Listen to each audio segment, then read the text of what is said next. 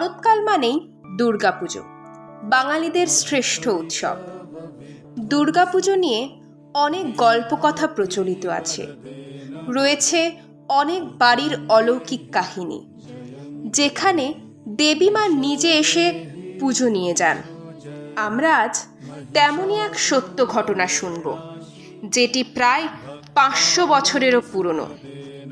তাহলে এবার শুরু করা যাক সেই অলৌকিক গল্পকথা। এই পুজোটি হয় মালদা জেলার ওল্ড মালদার বাচামারি স্থিত সেনবাড়িতে। কথিত আছে এই পরিবারের পূর্বপুরুষ মহেন্দ্র সেন এই পুজোটি শুরু করেন। সেনবাড়ির পুরোহিত পুজো করতেন শালগ্রাম শিলা।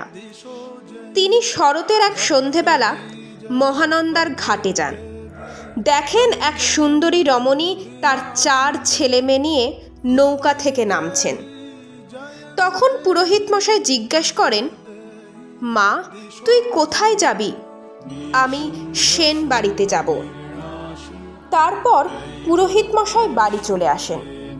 সেই রাতেই মহেন্দ্র সেন স্বপ্নাদেশ পান, আমি তোর বাড়িতে এসেছি, আমাকে প্রতিষ্ঠা কর, আর মহানন্দার তীরে কিছু পূজা সামগ্রী রেখে এসেছি, তা নিয়ে আয়। স্বপ্নাদেশ পেয়ে মহেন্দ্র সেন যখন ঘাটে যান, তখন তিনি দেখতে পান 5টি খড়গ, 2টো পুষ্পপত্র, পান বাটা, গাড়ু ও কমণ্ডলু। তারপর তিনি সেগুলোকে নিয়ে বাড়ি চলে আসেন। সে বছর ঘটেই মায়ের পুজো হয়। তারপর থেকে মূর্তি স্থাপন করেই শুরু হয় মায়ের পুজো। স্থাপন করা হয় পঞ্চমুণ্ডর আসন। এই পুজোতে বলি প্রথাও প্রচলিত আছে। আরেকটি ঘটনা যা না বললেই নয়, এই বাড়ির মেয়ে বউরা পঞ্চমীর দিন শাখা পরিধান করে।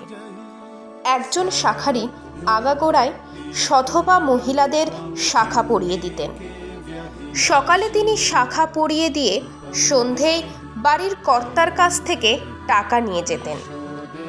বিস্ময়কর ঘটনা, সেদিন কর্তা জিজ্ঞেস করেন শাখারিকে, তুমি শাখা পরিয়েছ 11 জনকে, তাহলে 12টির দাম চাইছো কেন? শাখারি বলেন, বাবু, 12টিই দিয়েছি। যাই হোক, পাওনা মিটিয়ে দিয়ে পরে তিনি দেখেন মায়ের হাতে সেই 1 জোড়া শাখা। হতবাক হয়ে যান বাড়ির কর্তা। এই রকম আরও অনেক ঘটনাই আছে যা সত্যি মনে বিস্ময় জাগায়। বর্তমানে এটি দাশগুপ্ত পরিবারের পুজো বলেই পরিচিত।